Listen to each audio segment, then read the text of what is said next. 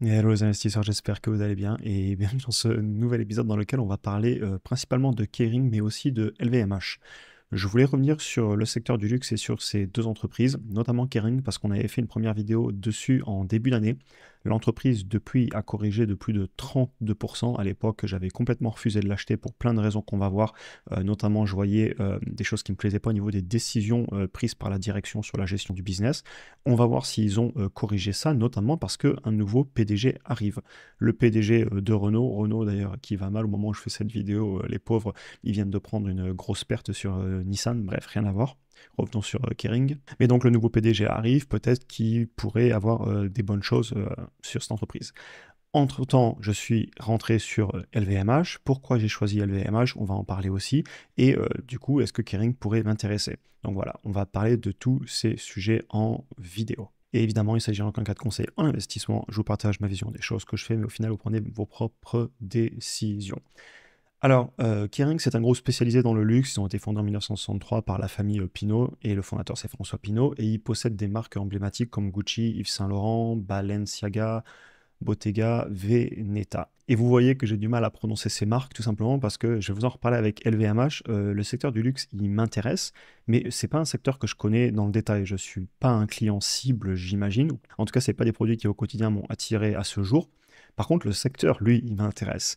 Et du coup, pour LVMH, rapidement aussi, c'est le numéro 1 mondial du luxe avec un portefeuille de plus de 70 marques. Et ça, c'est très important et on va y revenir en conclusion dessus. Et je pense que vous l'avez déjà compris, vu que je ne comprends pas chaque marque individuellement, quand je vois beaucoup de diversification et pratiquement un ETF du luxe, c'est analogique, je ferai un petit peu en conclusion, comme ça vous avez déjà un petit peu la conclusion, mais forcément ça me plaît beaucoup une entreprise comme LVMH. Alors Kering, sa marque principale c'est Gucci et l'entreprise a quand même beaucoup corrigé d'ailleurs de façon générale Kering là de plus de 62% depuis ses points hauts en 2021 en grande partie parce que les ventes de Gucci vont mal. Vous le voyez ici, moins 24% ici sur le premier trimestre 2025 par rapport au premier trimestre 2024. Cependant, les ventes vont aussi pas extrêmement bien chez LVMH. De toute façon, tout le secteur du luxe souffre énormément, j'en ai beaucoup parlé, notamment parce que ça va mal au niveau du consommateur en Asie et particulièrement en Chine. Aux États-Unis aussi, on a eu un ralentissement du consommateur. Et donc, tout le secteur en souffre. Au niveau des actions mises en place, notamment pour le PDG, vous avez Luca De Meo qui a quitté Renault et qui va arriver chez Kering. Et j'espère vraiment qu'il va pouvoir redresser la situation. Et au niveau du PDG chez LVMH, il est encore présent. Cependant, on sait qu'à un moment, il devra passer le flambeau parce qu'il arrive en fin de carrière. Et ça fait aussi partie des éléments de volatilité sur cette entreprise. Donc voilà un petit peu pour la présentation des deux business. J'ai déjà fait dans des vidéos d'action, d'analyse pardon, d'action individuelle en détail les documents financiers, le qualitatif, etc. C'est pas l'objectif de cette vidéo. Je vous invite à aller voir les autres vidéos que j'avais fait, notamment celle sur Kering ici en février 2024 et vous trouverez aussi celle que j'ai fait sur LVMH récemment. L'objectif de cette vidéo, ça va être beaucoup plus d'aller regarder ensemble tous les chiffres, de comparer les deux entreprises et d'expliquer pourquoi je suis sur LVMH et pour Kering. Ça fait longtemps que j'ai pas regardé les chiffres, du coup depuis février-mars. Honnêtement, je me souviens pas de tout. Je me souviens que je voyais des choses qui me plaisaient pas au niveau des flux de trésorerie disponibles et du dividende. On va voir si c'est toujours le cas. Discuter aussi du fait qu'il faut espérer que la direction pourrait relever la pente, etc. Donc on va en reparler. Au niveau du chiffre d'affaires, on commence donc du coup en haut du compte de résultats comme d'habitude. Sur 10 ans, si je me mets à partir de 2014, ici on est en 12 mois glissants, on voit que le chiffre d'affaires de LVMH a fait plus de 10% par an de croissance. Cependant, si on se met entre 2023 et 2024, fin 2024, donc si on se prend un an et demi de chiffres, on constate que le chiffre d'affaires a stagné. En fait, le chiffre d'affaires, il avait piqué, donc il avait fait un point au fin 2023, et il a ensuite été baissé sur 2 semestres. Et si on le met en semestriel, on constate en fait qu'on a fait un point bas de la baisse en juin 2024, et là on vient de remonter un petit peu. En doucement glissant, maintenant, si on prend Kering, la baisse a pareil attaqué à peu près au même moment. Par contre, ils sont passés de 20 milliards de chiffre d'affaires à 17. Donc la baisse a été plus violente. Et sur 10 ans en croissance annuelle composée, le chiffre d'affaires, là, ça n'a rien à voir. La croissance annuelle composée, elle est de 5,6% pour Kering contre plus de 10% pour LVMH. Donc LVMH sur 10 ans a connu beaucoup plus de croissance au niveau de son chiffre d'affaires. Allez, on descend ensemble dans le compte de résultats. et on va aller voir les marges. Alors dans les deux cas, on aura des marges brutes élevées, on a une vraie capacité à fixer les prix dans le secteur du luxe, même si elles se sont compressées récemment. Il n'empêche qu'on vend des produits beaucoup plus chers que ce qu'ils nous coûtent à produire, et donc les marges brutes sont élevées. Par contre, derrière, les marges sur flux de trésor et les marges nettes vont être beaucoup plus basses, notamment parce qu'on va avoir pas mal de dépenses en marketing dans ce secteur. Les deux entreprises ne brûlent pas de cash actuellement, c'est à noter en 12 mois glissants. LVMH, on voit qu'elle est même remontée la marge sur les flux de trésor disponibles. Elle avait baissé début 2023 à 12%, et aujourd'hui on est remonté à presque 16%.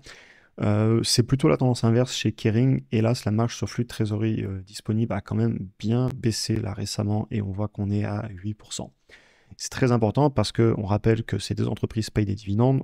Elles sont connues pour ça, en tout cas je le rappelle et je le sais, et c'est le cash, c'est la trésorerie qui paye le dividende, donc on le regardera après, c'est très important.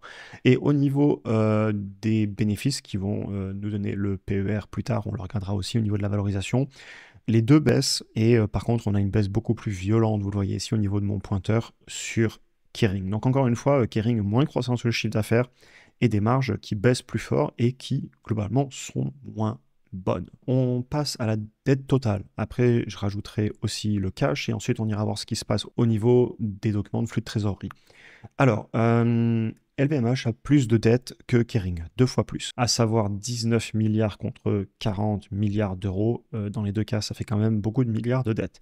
Mais on va voir s'ils peuvent le couvrir avec le cash. Alors, les deux courbes en haut de ce graphique, ça va être les dettes. On retrouve notre 40 milliards et notre 19 milliards. Et en bas, vous avez le cash. LVMH a 4 fois plus de dettes que de cash, à la louche, hein, puisqu'on est à 9,63 pour 40,72. Par contre, la Kering, waouh, 19 milliards de dettes contre 1,24 milliard de cash. Et la dette a pratiquement doublé en 1 an et demi. Ça, je m'en rappelais pas il y a 3-4 mois. Je savais que l'entreprise allait beaucoup moins bien, mais là, je comprends pourquoi j'ai passé mon chemin à l'époque. Ils ont clairement levé beaucoup de dettes. On va continuer sur le dividende. Je veux voir s'ils peuvent le payer. Je sais qu'LVMH peut, puisque je viens d'acheter l'entreprise. J'ai passé beaucoup de temps à analyser LVMH. D'ailleurs, dans le programme, on a fait pas mal de vidéos sur lesquelles je reviens plusieurs fois sur le dossier avant de l'acheter. Sur ces derniers mois, je l'ai beaucoup étudié LVMH, puisque je l'ai rentré dans mon portefeuille, donc vous doutez que j'ai fait le travail. Kering, je l'ai comment regardé parce qu'elle ne m'intéressait pas à l'époque. Bref, revenons à nos moutons. 13 milliards de flux de trésorerie disponibles en 12 mois glissants récemment pour LVMH contre 6,75 milliards de dividendes payés. Ils peuvent très largement payer leurs dividendes. A l'inverse, Kering, et là ça fait mal, et c'est pour ça, je me rappelle de l'époque que j'avais dit la direction prend des décisions qui ne me plaisent pas du tout. Ils ne pouvaient pas payer le dividende, et ils l'ont payé quand même. Donc ce cash, il est venu d'ailleurs. De la dette, de l'émission d'actions, de tout ce que vous voulez. Il faut aller voir dans les documents financiers, on ne va pas le faire ici. J'avais fait certainement dans la vidéo de l'époque, je ne l'ai pas regardé, mais j'imagine que je l'avais fait vu que j'avais parlé que de Kering. C'est pas du tout rassurant et je comprends pourquoi je l'ai éliminé à l'époque. Maintenant, là, on pense directement au nouveau PDG qui arrive. Peut-être que le nouveau PDG va dire on arrête les bêtises et on arrête de payer un dividende qu'on ne peut pas payer. Alors ça peut faire mal sur le court terme, mais il y a un moment, s'il faut sauver l'entreprise qui, je tiens à le rappeler, elle a, je sais pas, entre 15 et 20 fois plus de dette que de cash, et elle ne peut pas payer le dividende, elle le paie quand même. J'espère que le PDG va changer ça, quoi. Et on verra bien. Mais ça me plaît pas du tout de voir ça. On va aller voir rapidement aussi visuellement, je voulais vous le montrer. Vous voyez là clairement la bougie verte chez LVMH, elle est 2 fois plus grosse que le dividende, pas de souci. Par contre, chez Kering, la tendance, elle fait mal, elle s'est inversée. On va le voir ensemble, puisqu'on l'a vu déjà sur les graphiques. Et regardez ici, ça y est. Flux de trésorerie disponible, il est en dessous du dividende. Et le dividende, si vous voyez, ils l'ont même augmenté à l'époque, alors que les flux de trésorerie étaient en train de s'écrouler. Regardez, entre 2021 et 2023, le free cash flow est en train de s'écrouler, la direction augmente le dividende. Personnellement, ça m'embête de mettre mon argent sur un business quand je vois ce genre de décision. Et je comprends qu'ils changent le PDG. Et j'en reparlerai en conclusion, j'espère vraiment qu'ils vont redresser la barre. J'aime pas du tout faire ces vidéos, entre guillemets, où je montre ce qui va pas, ça m'énerve parce que c'est des belles boîtes, il y a des emplois derrière. Je veux dire, je leur souhaite vraiment tout le bien possible, on va en reparler en conclusion. Mais il y a un moment, je suis obligé de dire les choses. Parce que c'est mon argent que j'investis. Et chacun investit son argent comme bon lui semble. LVMH, juste remontrer aussi la performance passée, j'aime bien le montrer avec les dividendes réinvestis. Parce que souvent on me dit oui, il y a un dividende, il faut le prendre en compte dans le retour sur investissement. Et je suis tout à fait d'accord. Sur 10 ans, LVMH et en ligne avec le S&P 500. Pendant très longtemps, elle faisait mieux, mais vu la correction récente, on voit qu'elle a corrigé, elle est pratiquement revenue sur les niveaux de la performance du S&P 500. Elle fait toujours mieux, c'est à noter. Alors la baisse n'est peut-être pas finie sur LVMH, on verra bien, ça personne ne peut prédire le moyen et le court terme. Par contre, très belle performance et très belle gestion. Et de façon générale, je ne suis pas rentré sur LVMH pour rien. Je vous referai peut-être encore une vidéo bientôt, vu que maintenant je suis dessus, mais je vois beaucoup de choses qui me plaisent chez LVMH. Ce qui ne me plaisait pas pendant très longtemps, c'est que en fait, LVMH, je la trouvais juste trop cher. Vous avez beaucoup de vidéos depuis un an sur la chaîne où je dis j'aime beaucoup le business, c'est une très belle boîte, mais pas à ce prix. Et ça y est, d'après mon analyse, d'ailleurs on peut en parler dès maintenant, LVMH est arrivé à un prix qui m'intéresse. Donc eh bien j'ai dégainé et j'ai commencé à rentrer sur le titre parce que je le surveille depuis longtemps. Et il y a un moment, quand on est sous mon prix cible, je n'hésite plus à passer à l'action. Bref, revenons à nos moutons. Kering, là pour le coup, elle fait beaucoup moins bien que le S&P 500 sur 10 ans. Avec les dividendes réinvestis à 80% de retour sur investissement sur 10 ans contre 255% pour le S&P 500. Donc là, il n'y a pas photo. On va finir sur les valorisations. Donc, là je le fais, je souris, je ne peux pas m'en empêcher. Les deux business se payent sur le même ratio de prix par rapport au flux de trésorerie disponible. Et tout le long de la vidéo, on ne peut même pas comparer ces business d'un point de vue des décisions de la direction, de la difficulté court terme. Les deux souffrent court terme, mais il y en a une qui souffre beaucoup plus que l'autre. Et en parlant en conclusion aussi, il y en a une qui est moins diversifiée, et ça c'est quelque chose qui me pose problème parce que je ne travaille pas dans le monde du luxe et je n'ai pas eu des notions de quelle marque est meilleure qu'une autre. Bref, elles se payent le même prix, et vu les graphiques avant, elles se payent le même prix, mais pas pour la même chose. Je le dirais comme ça. PER, même si je préfère regarder le prix par rapport au flux de trésor parce qu'elle paye des dividendes et ben, il faut du cash pour payer un dividende. Hein. Même PER, elle se paye à peu près le même prix. Encore une fois, les deux se payent au même prix, mais les deux business n'ont rien à voir sur le papier d'un point de vue des chiffres. Ok, on va passer à la conclusion. Cette vidéo aura été assez longue, je pense. Conclusion. Je veux être exposé au secteur du luxe, surtout parce qu'il est très présent en Europe. Et donc, avec mon exposition que j'ai pas mal, notamment aux US, je n'avais pas spécialement le luxe. Alors oui, il y a quelques entreprises dans le luxe aux États-Unis, mais rien à voir en termes d'ampleur, de nombre de marques, etc.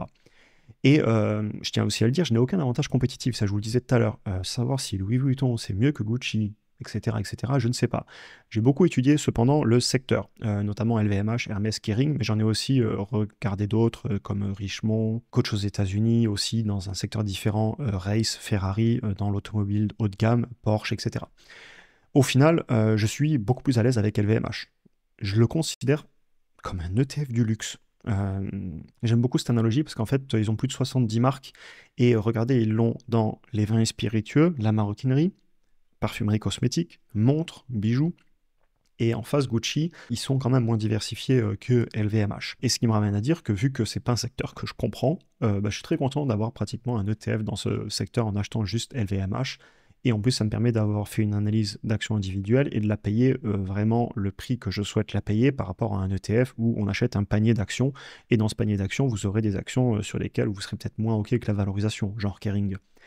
Mention spéciale aussi, je tenais à le dire, à Hermès, parce que je connais bien le business et je connais aussi LVMH, surtout l'aspect maroquinerie, parce que où je réside en France, il y a pas mal de manufactures, notamment de maroquinerie, donc je connais et des personnes qui bossent chez Hermès et des personnes qui bossent chez Louis Vuitton.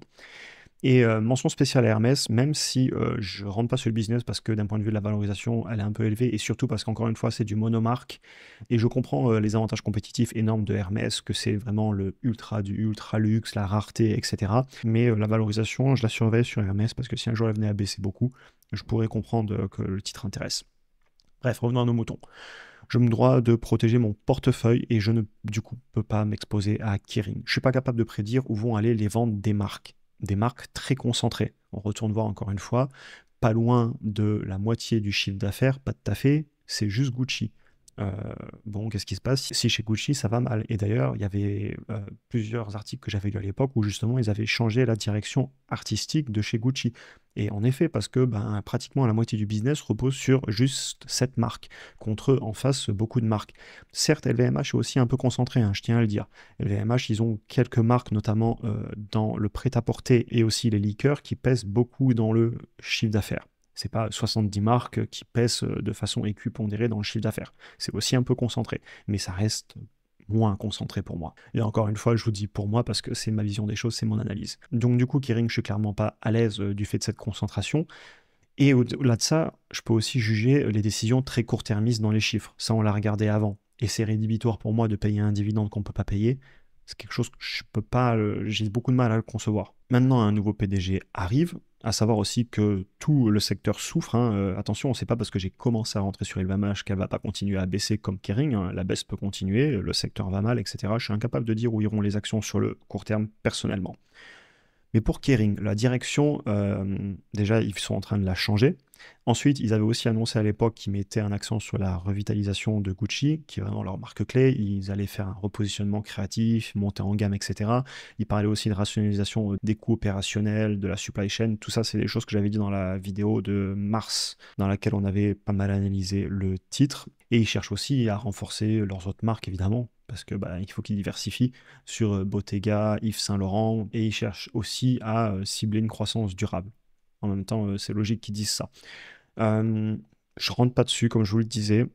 Je leur souhaite vraiment de réussir. Parce que j'aime pas faire des vidéos comme ça où je vois une entreprise bien mieux qu'une autre et une entreprise qui souffre. Ils ont changé la direction. Je pense que c'était important vu les décisions très court terme qui ont été prises à un moment et les chiffres ne mentent pas. Mais comme il y a 4 mois, je me dois toujours de passer mon chemin.